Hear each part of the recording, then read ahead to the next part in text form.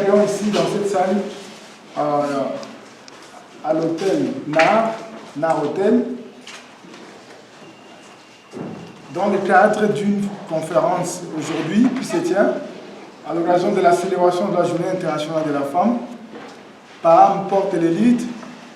Elle est une organisation partenaire à un grand réseau africain que nous appelons YADA.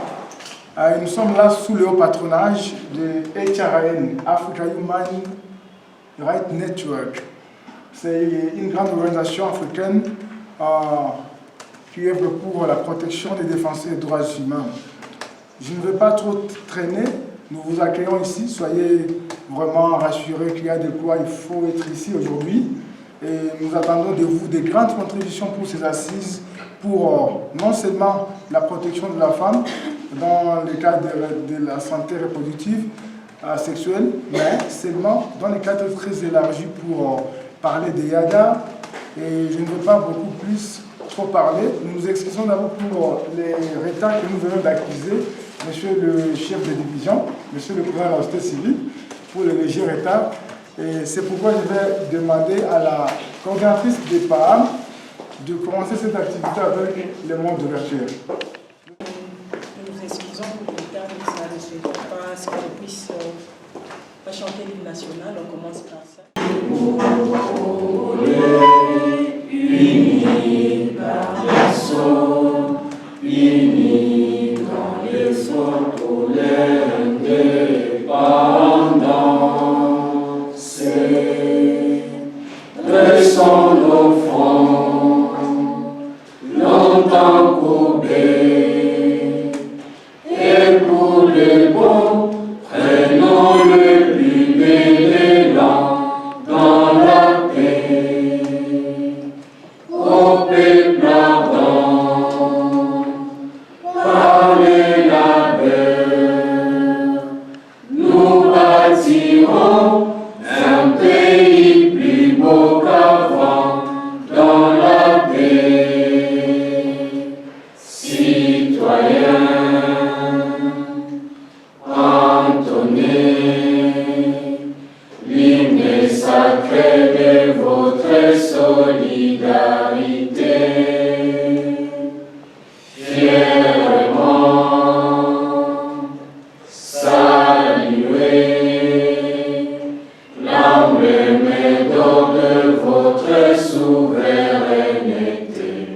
Congo, Dombéni, Congo, des aïeux, Congo, au pays, Congo, bien-aimé, Congo, nous peuplerons ton soleil, nous assurerons ta grandeur.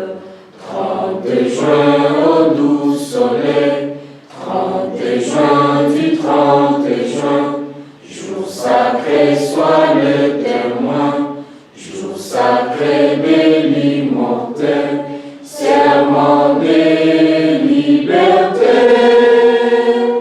que nous léguons à notre postérité pour toujours. Merci beaucoup.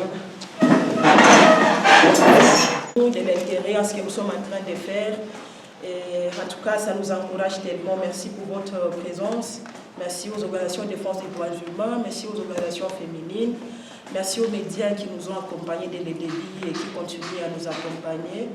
Merci donc à la jeunesse qui est venue soutenir cette activité du YADA, dont Pamasbel prend le lead en C31, mars 2021.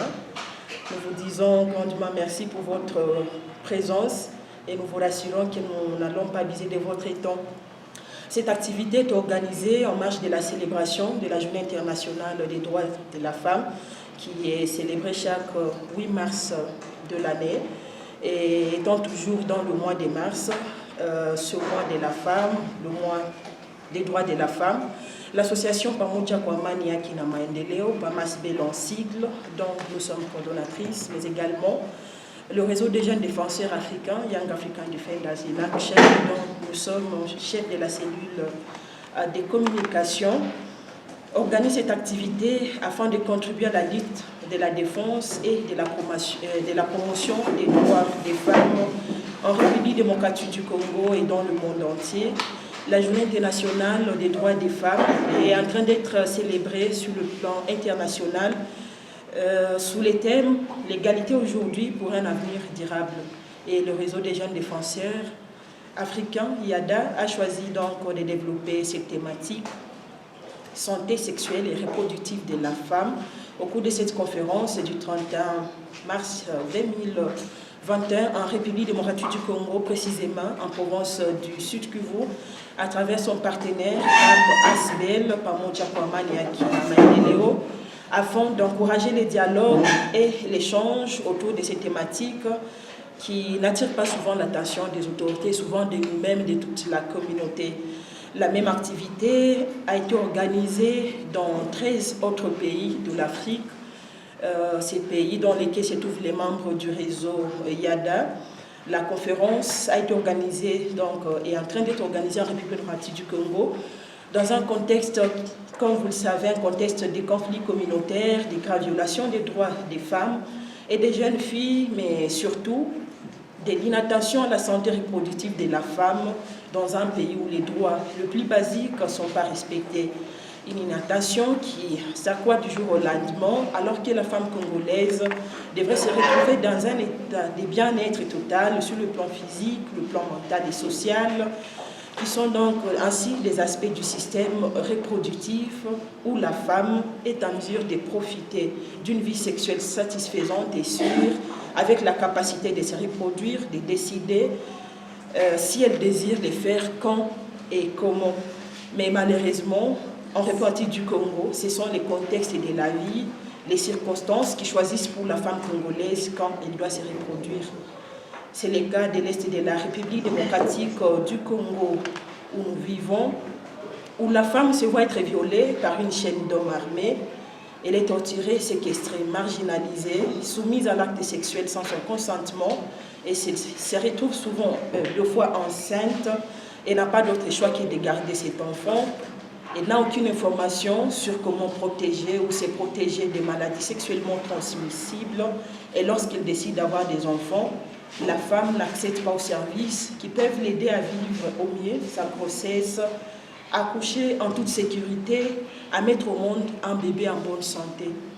C'est ainsi que la conférence vise l'implication active des jeunes défenseurs que nous sommes, des femmes, des jeunes filles, à s'impliquer dans l'effectivité de la santé sexuelle et reproductive de la femme, s'approprier cette thématique pour un développement durable tel que la thématique au niveau national les veut, étant convaincu que le développement de la République démocratique du Congo, le développement de l'Afrique ou du monde entier passera par la femme. Nous voulons ainsi que cette activité serve d'un espace d'échange entre différents membres de la communauté sur les défis de l'effectivité de la santé sexuelle et reproductive de la femme, un espace où nous mobilisons toute la communauté à inciter le gouvernement à promouvoir les dispositions sur la santé sexuelle et reproductive de la femme. Ce serait ainsi prévenir les décès, les violences sexuelles, les pratiques discriminatoires, des abus commis sur les femmes, les jeunes filles, par des membres de la communauté. Et à travers cette activité, nous appelons la jeunesse de la République démocratique du Congo en général, de la province du Sud Kivu, de la ville de Bukavu, de s'approprier donc ou de soutenir les actions du réseau des jeunes défenseurs africains en prônant ces valeurs que vous voyez affichées là-bas. La non-violence, l'inclusivité, la vérification de l'information, la transparence, l'intégrité, la justice, l'équité, la solidarité, la fraternité et le volontariat.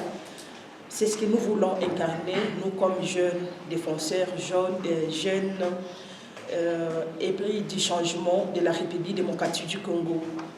Le réseau IADA a été mis en place à Lucie, dans l'atelier panafricain à Dar es Salaam, en République unie de la Tanzanie, du 1er au 15 juin 2021, réunissant des jeunes défenseurs des droits humains venus du Burundi, de la République démocratique du Congo, du Mali, du Sénégal, du Togo, du Bénin, du Cameroun, du Rwanda, de la Tanzanie et du Zanzibar, Et aujourd'hui, nous sommes dans d'autres pays comme le Kenya, nous sommes en Namibie, au Malawi, nous sommes au Zimbabwe, pour ne citer que ces quelques pays. Et l'atelier en Tanzanie, la Tanzanie qui abrite jusque-là notre siège, avait pour objectif d'offrir aux jeunes défenseurs travaillant sur des projets communautaires un cadre de partage d'expériences sur leurs activités quotidiennes et sur les défis de l'Afrique que nous connaissons tous. Ces réseaux dont des jeunes défenseurs s'étaient fixés pour objectif principal de connecter, soutenir les jeunes défenseurs, y compris les journalistes, les blogueurs, les artistes militants en Afrique, afin qu'ensemble, ils pallient aux défis de la gouvernance et de la paix en Afrique, notamment la corruption, les violations des droits humains et autres défis en prônant les valeurs précitées. Et donc, les jeunes défenseurs qui sont là, qui viennent peut-être d'être informés ou qui viennent à peine d'entendre le mot YADA ou réseau Young African Defenders in Action. Sachez que nous sommes là pour vous connecter à d'autres défenseurs à travers l'Afrique, parce que nous nous disons, c'est ensemble que nous allons changer ces continents et relever les défis. Nous voulons un continent africain où règne la paix, la démocratie et le respect des droits humains. Nous voulons également rassembler les jeunes défenseurs des droits humains d'Afrique et ses diasporas pour contribuer à la solidarité, au développement, à la paix et à la démocratie. Les YADA comme Young African Defenders in Action, c'est donc une organisation qui a réfléchi sur les défis des défenseurs des droits humains dans le continent africain et qui est convaincu que les jeunes défenseurs sont des acteurs du changement et que par conséquent, ils doivent être émancipés, préparés à travailler de manière indépendante dans leurs efforts pour les droits humains, la paix et le développement durable en Afrique. Il faut donc développer les compétences, les capacités que nous avons dans la jeunesse, ainsi changer les choses dans l'Afrique. Et pour accompagner cette organisation, pour accompagner le YADA, l'organisation African Human Rights Network, HRN en sigle, met à la disposition des jeunes défenseurs des programmes de formation, des événements, ateliers, ainsi qu'une assistance numérique. C'est là que vous voyez des jeunes, deux fois de la RDC, de Bukavu, de Kinshasa, d'autres pays, se déplacer vers la Tanzanie où il y a notre siège pour participer à des séances de formation. Wamani Hakina Maendeleo, Pamasbel, incarnant les mêmes valeurs d'IADA, s'est engagé à soutenir des objectifs de ces réseaux des jeunes défenseurs à travers sa mission qui est celle de renforcer et protéger les droits humains en République démocratique du Congo, renforcer la paix, la cohésion sociale et la démocratie, mais également encourager la participation à la gestion de la chose publique à tous les niveaux. Pamasbel, une association de défense des droits humains qui s'est fixée pour objectif principal promouvoir et protéger les droits humains, le bien-être socio-économique et culturel de la population congolaise en général et de la province du Sud-Kivu en particulier. Elle intervient dans la promotion, la protection des droits humains, la consolidation de la paix, la souveraineté alimentaire, l'éducation civique électorale et la protection de l'environnement. Et dire avant de lui accorder l'espace pour à l'occasion de la Journée internationale de la femme. C'est depuis son jeune âge qu'il soutient les organisations des jeunes. Il a formé quand même autant de leaders des jeunes aujourd'hui, en province Sud-Kivu et pourquoi pas au pays. Et il a géré beaucoup d'activités pareilles. Et voilà, aujourd'hui il est au bureau de coordination. Il a dit ne pas vraiment rester calme, même pas dire qu'il sera représenté, mais de lui-même il est avec nous. C'est vraiment félicitant. Nous sommes reconnaissants, Monsieur le Président. Et sans pour autant tarder, vous avez la parole pour un mot, juste à l'occasion de cette journée. Vous êtes les bienvenus. En tout cas, bonjour. Merci. Je suis très heureux, au nom du bureau de coordination de la société civile du Sud-Kivu, de participer à une telle activité où les jeunes prennent conscience qu'ils doivent agir pour préparer l'avenir. Mais le mot que je voudrais dire ici, je voudrais l'étaler sur quelques points qui constituent pour nous une grande recommandation. D'abord que le sujet tel que je le vois là, c'est un sujet très courageux. C'est un sujet très courageux qui brise les mythes et les tabous. Vous savez, l'environnement dans lequel nous vivons, c'est un environnement où nous sommes souvent devant des événements qui nous défient parce que nous n'avons pas voulu parler et aborder ces sujets-là avec beaucoup de courage. Et le plus victime de cette question, c'est la jeunesse. Or, on dit et on croit que la jeunesse, c'est l'avenir et le présent du pays. Donc, si nous voulons assurer un avenir meilleur pour notre pays, et un présent rassuré aussi, il faut parler de ces questions-là sans tabou et sans complaisance. Mais je trouve aussi, en regardant la salle, qu'effectivement, c'est un réseau des organisations de jeunes. Je suis très content que je suis avec le collègue Thierry, qui est le chef de division de droits humains. Ce n'est pas un fait du hasard. On a évolué avec lui depuis notre jeune âge jusqu'à aujourd'hui. Donc à un certain moment, moi je suis président du bureau de coordination, lui il est chef de division, et on va passer et ce sera vous demain. Donc il faut vraiment déjà incarner un certain combat, un certain idéal. Ceci dit, de ma petite expérience pendant les 1 an au bureau de coordination, je constate qu'il y a une rupture. Une rupture entre une certaine génération de défenseurs des droits de l'homme et une certaine génération de défenseurs des droits de l'homme. Donc, une jeune génération de défenseurs des droits de l'homme et, permettez les termes, une génération vieille, si je veux le dire comme ça, de défenseurs des droits de l'homme. Or, cette rupture-là ne va pas nous aider à préparer une transition d'un état de droit. C'est pour cela que ma première recommandation, je voudrais encourager cette initiative que je connais très très bien parce qu'il y en a parmi vous que nous avons dû envoyer en Tanzanie ou soutenir leurs demandes ou démarches pour aller à ces formations-là. Je voudrais vous recommander, chers amis, chers jeunes, vraiment, tissez déjà, soyez connectés avec la génération qui vous a précédé. Parce que cette génération qui vous a précédé, dans laquelle nous sommes en train de nous imposer aussi avec les collègues, c'est une génération qui a quand même une expérience que vous n'avez pas dans la défense des droits de l'homme. Et en tout cas, soyez décomplexés, approchez cette génération-là, vous aurez plus de sagesse et comme vous avez commencé, j'espère que vous allez y arriver. Merci beaucoup, Monsieur le Président. Nous rappelons que pour la première délégation qui est partie pour la Tanzanie, c'est en 2016-2017. Monsieur le Président du Bureau de coordination était encore au mouvement Réveil des Indignés, trop actif. C'est lui et Judith Maroui qui avaient fait la sélection de ces défenseurs des droits humains. Donc, pour ce projet chez ADA qui a commencé aujourd'hui, il y a quand même des gens qui sont des pionniers et qu'on ne doit pas oublier et que la Tanzanie doit reconnaître, les Kenyans, les Burundis et d'autres pays, que quand même les Congolais ont fait quelque chose de très grand et dont le président du bureau de coordination aujourd'hui avec nous dans cette salle. Et sans pour autant tarder, à tout seigneur, tout honneur, nous disons bienvenue au grand chef de division que je ne vais pas présenter. De présider cette conférence au nom des autorités étatiques. Monsieur le Président du Bureau de coordination de la société civile, Madame la coordinatrice de PAN ASBL, Mesdames et Messieurs les responsables du réseau des jeunes défenseurs africains au Sud Kivu, ainsi que l'IADA, Mesdames et Messieurs, en vos titres et qualités respectifs, tout protocole respecté, bonjour.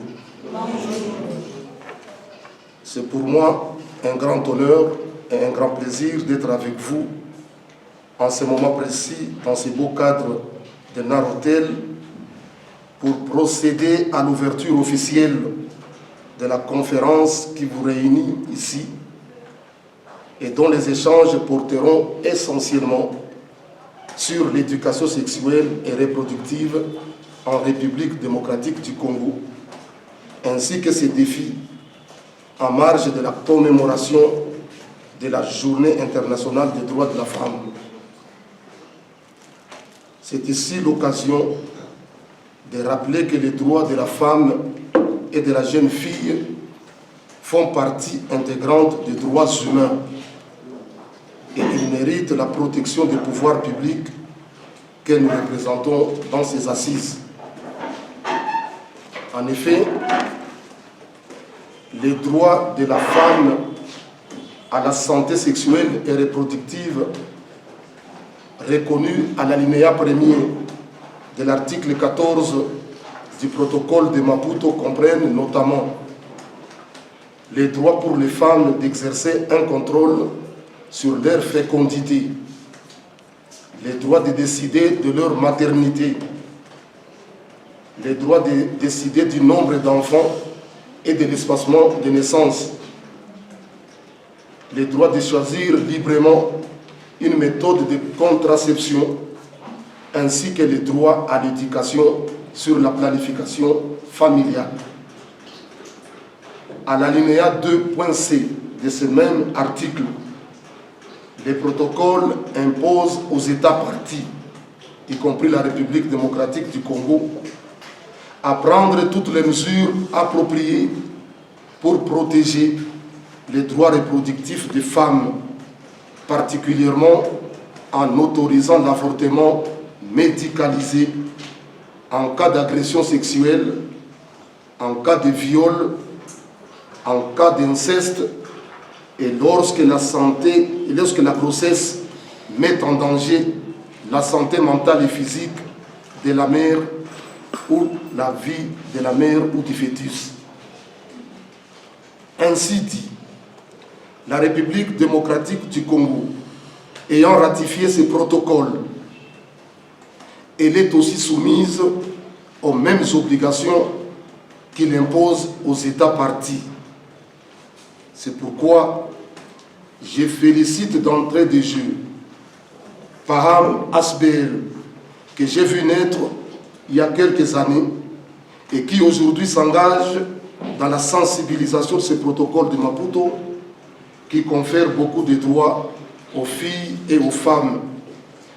Mais il faudra noter que bon nombre de personnes, parmi les hommes et les femmes qui sont présents ici, n'en sont pas informés jusqu'à présent. Il est vrai que la promotion et la protection des droits humains restent une obligation pour l'État congolais qui en est le répondant sur le plan national et sur le plan international. Mais l'État congolais ne peut à lui seul réussir sans les concours des partenaires que vous êtes. Nous savons que chacun pourra agir dans les limites de ses moyens. Il s'agit de notre type de partenariat en matière de promotion et de protection des droits humains. Nous encourageons donc de telles assises qui rentrent dans la promotion des droits de la personne humaine en général et ceux de la femme et de la jeune fille en particulier. Je sollicite alors l'attention de tous et de toutes afin que la participation soit active pour qu'à l'issue de ces échanges, nous soyons tous capables de proposer des pistes de solutions aux décideurs à tous les niveaux. Et cela nous permettra d'élever les obstacles que connaît l'application du protocole de Maputo dans notre pays en général et en province du Sud Kivu en particulier. C'est sur ce mot d'éveil et de conscientisation que je déclare ouverte la conférence sur la santé sexuelle et reproductive de la femme et de la jeune fille, organisée par PAAM et les autres partenaires qui sont dans cette salle. J'ai dit et je vous remercie. Cette conférence d'aujourd'hui nous amène à mener beaucoup plus de réflexion sur l'impact du manque d'éducation sexuelle et reproductive sur les développements. Non seulement le développement des jeunes, mais aussi le développement de notre pays. Et je suis en train de recommander que ces mouvements des jeunes travaillent sur les lois qui protègent ou qui encadrent le jeune en matière d'éducation sexuelle, éducation reproductive. Parce qu'il n'y a aucune loi en tout cas. Même la loi sur la santé publique donne beaucoup plus son focus sur les conjoints et pas sur les jeunes célibataires. Donc, là, nous étions seulement en train d'analyser ce terme clé et on est en train de me dire que le temps est terminé et nous avons seulement analysé la définition de l'OMS. Je suis aussi très à l'aise quand je suis avec les jeunes. Le chef de division a parlé dans son mot d'ouverture de cette séance. Il a parlé de la relève. Et donc, lorsque nous discutons avec les jeunes, nous préparons notre relève. Nous sommes en train de vieillir, n'est-ce pas? Et c'est vous qui serez des enseignants de demain, des chercheuses, de grandes chercheuses sur le domaine de santé sexuelle et de la reproduction. Donc, c'est une... Et par rapport aux violences basées sur les genres, tous nous sommes là, nous savons les méfaits, l'impact des violences basées sur les genres, que ce soit sur l'épanouissement de femmes, que ce soit particulièrement de jeunes filles. Parce qu'au moins pour les femmes, elles ont dépassé certaines limites déjà. Et actuellement, il y avait déjà plusieurs organisations de femmes qui sensibilisaient, qui faisaient un bon travail pour leur promotion. Mais lorsqu'on parle des femmes, on avait tendance à se focaliser sur la femme ayant déjà une responsabilité dans la société. Et cette autre catégorie des jeunes filles était presque oubliée. Alors, cette dernière faisait face à beaucoup de formes de violences dans le milieu familial, là-bas où se remarque beaucoup de formes de violences depuis plusieurs années, que ce soit un mari, que ce soit un époux, un beau-frère, un oncle ou un frère, ou je ne sais qui, une tante qui commet ces violences basées sur les genres, mais qui à la longue sont minimisées ou juste considérées comme des conflits familiaux ou qui peuvent être considérés comme juste des problèmes qui doivent rester au niveau de la famille. Et cela fait qu'il y a beaucoup de jeunes filles qui subissent plusieurs formes de violences basées sur les genres. Et malheureusement, parce qu'elles ont peur d'une manière ou d'une autre à se dénoncer, qu'est-ce que va dire, peut-être que le bourreau est plus fort ou plus résilient que la victime. Et cela fait que les violences basées sur les genres se multiplient de jour en jour, quelles que soient les activités, les nombres d'ateliers ou de conférences qui ont été déjà faites. Et donc, on pense en tout cas, quand on a des occasions comme ça, qui réunissent non seulement le gouvernement par les chefs de division, mais également de divisions, des organisations de défense des droits de femmes, des organisations et mouvements citoyens. C'est des occasions à renforcer, à en parler encore davantage. Nous avons parlé de la santé sexuelle et reproductive de la femme, cette thématique qui a été choisie par les jeunes membres du réseau EADA à l'occasion de la Journée internationale des droits de la femme. Nous avons choisi cette thématique parce que nous avons estimé que c'est une thématique qui n'attire pas souvent l'attention de la communauté, de nos autorités, donc de nous tous. Pourtant, nous sommes tous convaincus que sans une bonne santé sexuelle, il n'y a pas de développement. Alors que le monde dans lequel nous sommes en train d'évoluer, c'est un monde qui vise un développement à la hauteur. Et cette thématique, nous l'avons choisie donc en ce jour de la célébration des droits des femmes, précisément donc à l'est du pays, parce que comme vous le savez, l'EADA est dans plus de 13 pays actuellement. Et en RDC, nous avons choisi de faire cette activité à l'est du pays parce que l'est du pays, c'est la partie où la femme fait face à d'énormes défis, notamment les défis liés à sa santé sexuelle et reproductive. Nous savons que l'Est du pays, ou en répartie du Congo, nous sommes dans un contexte où ce sont les contextes de la vie, ce sont les circonstances qui choisissent pour la femme quand se reproduire et comment. Donc il y a une femme qui a béni, qui dort paisiblement chez elle, mais qui est violée par 10 hommes armés. Elle se retrouve enceinte. Elle n'a pas d'autre choix que de garder cet enfant, mais il faut se demander est-ce que c'était le temps pour elle de mettre au monde.